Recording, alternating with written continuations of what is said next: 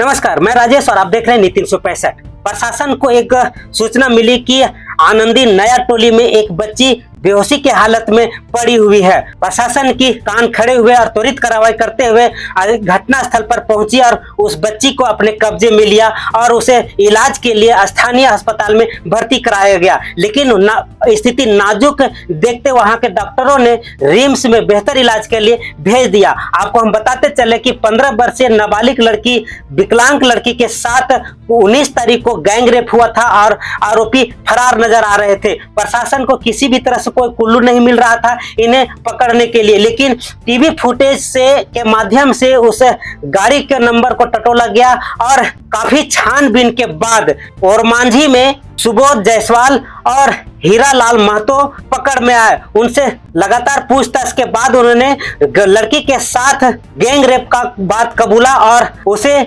कहां से और कैसे उठा उस सारी बातें कबूली। प्रशासन को बड़ी सफलता मिली है। आज एक ऐसे विकलांग बच्ची के गैंग रेप के आरोपी हीरालाल और सुबोध जायसवाल को जेल भेजा गया है, क्योंकि इसमें पोस्को और 376 धारा लगाते हुए प्रशासन ने त्वरित कार्रवाई कर उसे जेल भेज दिया गया है।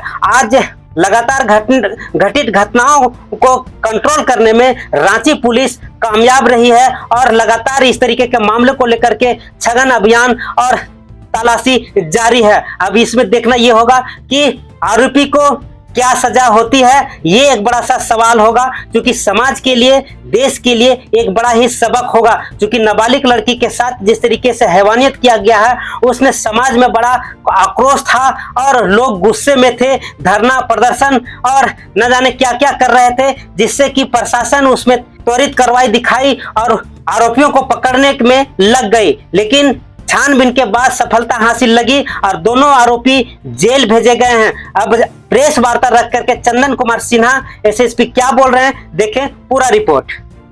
इसी तरह ताजा तरीन खबरों के लिए हमारे चैनल को सब्सक्राइब करें, लाइक करें और शेयर करें। और अभी तक अगर आप सब्सक्राइब नहीं किए हैं तो अवश्य करें, ताकि नए अपडेट और नए समाचार आपके पास पहुंचते रहे।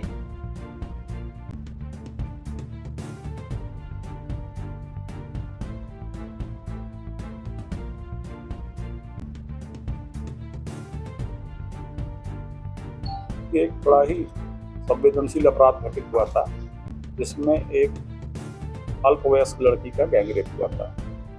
लड़की जो है वो हम लोग को पड़ी हुई मिली थी मैदान में, और उसके बाद फिर हम लोग जो है उस लड़की का इलाज कराए। लड़की अब भी इलाजरत है और ये बड़ा ही संवेदनशील अपराध था।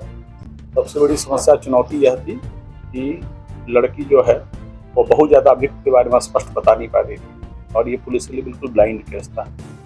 और काफ़ी मेहनत के बाद रांची पुलिस की टीम, जिसमें डीएसपी सिल्ली, थाना प्रभारी ओरमांझी, थाना प्रभारी पीआईटी मेसरा और ओरमांझी के अन्य जो हमारे स्थानीय पदाधिकारी थे, काफ़ी मेहनत किया इन लोगों ने। और जो आरंभ था, क्योंकि लड़की जो है वह थोड़े गरीब बैकग्राउंड से आती है, तो बहुत ज़्यादा गाड़ियों की पहचान भी नहीं थी। वो कभी बोलेरो बोल रही थी, FIR में बोलेरो है।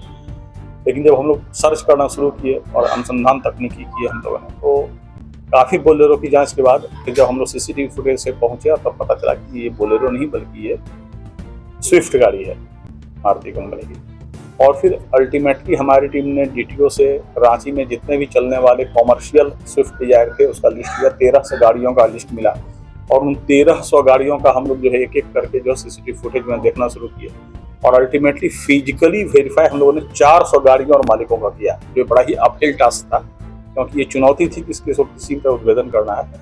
और लगभग 400 गाड़ियों करते करते हमें कुछ सूत्र प्राप्त हुए और तब अल्टीमेटली अभियुक्त गिरफ्तार हुआ। जो अभियुक्त है उसने स्वीकार किया कि उसने कैसे कैसे घटना की। तो पता चला कि जो है विकास विद्यालय है बाजार टाल, वहाँ पर से अभियुक्त जो है उस लड़की को सोए हुए पाया था। लड़की थोड़ा नशे की आदी है और इस कारण से जो है वहाँ पर भी वो इसके ड्राइवर जो हमारा अभियुक्त है उसके अनुसार वो नशे में वहाँ सोई हुई थी। और तब इसने उस नशे की हालत में उस लड़की को अपने गाड़ी में लिया और वहाँ से ले जाके, और वो जो है एक जगह है पाचा पुल ओरमांझी में, वहाँ पर गाड़ी के अंदर ये जो मुख्य अभियुक्त है और उसका जो साथी था उसने गाड़ी के अंदर रेप किया। और फिर बाद में जो है एक जगह बगीचा है आनंदी के पास, वहाँ पर भी रेप किया। तो लड़की के साथ 2 बार इन दोनों दोस्तों ने रेप किया है और उसके बाद ये लोग छोड़कर चले गए थे। पूरे कांड का उद्भेदन हो गया है और हम लोग जो है ठोस साक्ष्य एकत्र कर रहे हैं। विश्वास है कि इसमें जो है जरूर ही अभियुक्त को हम लोग सजा दिलाएंगे। 2 ही अभियुक्त हैं क्या? 2 ही अभियुक्त हैं इसमें। तो औरत को पैसा देकर हम लोग लाए थे। मैं इस तरीके की मतलब प्रवृत्ति जो इसकी थी वो इस तरह की गतिविधियों की थी। कल जो उसमें 4 गिरफ्तारी हुई है और अभी पता चला कि एक और गिरफ्तारी अभी हुई है। मामला जमीन को लेकर झगड़ा था 2 पक्षों, उसी को लेकर फायरिंग हुई थी। तो उसमें एक व्यक्ति के पास लाइसेंसी हथियार भी था जिसे जब्त कर लिया गया है। हम लोग उसका लाइसेंस कैंसिलेशन कर लिखेंगे और कुल 4 गिरफ्तारियां पहले हुई है। अभी भी एक आदमी कस्टडी में आया, वो देख रहे हैं उसकी संदिग्धता अगर होगी तो 5वां भी गिरफ्तार होगा। सर ये जो लाइसेंस है ये किनके नाम? और ये एग्जैक्टली पता है आजम के नाम से लाइसेंस है।